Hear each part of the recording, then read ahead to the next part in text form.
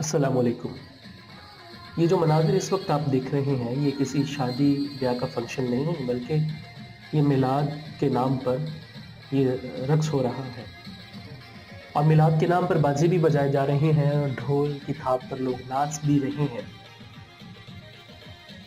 رسول اللہ نے جن چیزوں سے منع کیا وہی کام ہم کر رہے ہیں۔ میرا سوال آپ سے یہ ہے، کیا میلاد اسی کو کہتے ہیں؟ کیا حضور ان باتوں سے خوش ہوں گے کہ جن کاموں سے حضور نے خود منع کیا؟ گلیوں کو بند کر دینا، راستے بند کر دینا، پھر کہتے ہیں کہ جی گلی سجا رہے ہیں، محلہ سجا رہے ہیں، اس لیے راستہ بند کیا۔ آنے جانے والوں کو تکلیف پہنچائی جا رہی ہے، ان سی آواز میں جو ہے وہ من پسند قوالیاں، نعتیں وغیرہ لگائی جا رہی ہیں۔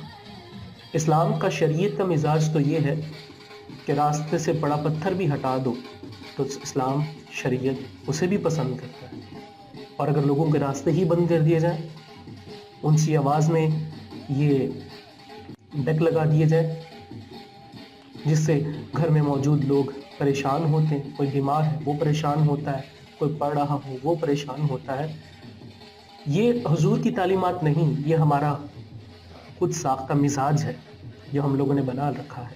اپنی محافل کو، اپنے جلوسوں کو مرتب کرنے کی ضرورت ہے۔ ایک وقت ایسا ہوتا تھا کہ جب لوگ محافل میں، جلوسوں میں حاضر ہوتے تھے، درود پاک پڑھتے تھے اور ساتھ میں رویا کرتے تھے، اور آج یہ جو مناظر آپ دیکھ رہے ہیں آپ کے سامنے، میلاد اس طرح منایا جانا چاہیے کہ حضور پر درود السلام پڑھا جائے، کوئی بے نمازی نہ رہے، سب لوگ نماز کے پابند ہو جائیں۔ سوال یہ ہے کہ کیا آج سے ہم لوگ نماز کی پابندی بھی کریں گے؟ میلاد تو ہم نے منا لیا، کہ آج سے ہم دکھی لوگوں کا سہارا بنیں گے، حضور کی تعلیمات کو فالو کریں گے؟ اگر ہم میں کوئی تبدیلی نہیں آئی تو شاید میلاد کے نام پر ہم نے کچھ عجیب کر دیا، اور ہمیں اپنی اصلاح کی ضرورت ہے۔ یہ جو مناظر اس وقت آپ دیکھ رہے ہیں، آپ کو بھی حیرت ہو رہی ہوگی دیکھ کے کہ یہ اسلام کے نام پر، میلاد کے نام پر یہ سب کچھ ہو رہا ہے۔ بس یہی کہوں گا کہ گنوا دی ہم نے اسلاف سے جو میراث پائی تھی، سریا سے زمین پر آسمان نے ہم کو دے مارا۔